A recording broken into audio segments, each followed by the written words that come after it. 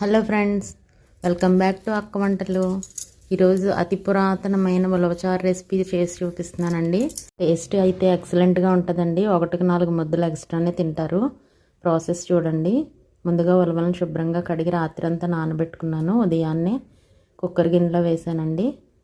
బాగా ఉడికించాను. ఉడికించిన ఉలవలను అయితే పక్కకు తీసుకున్నాను. కొన్ని ఉలవలు మాత్రమే అందులో ఉంచాను. ఆ రసంలో ఆ రసానికి చాలా కొంచెం చింతపండు రసం కలుపుతున్నానండి.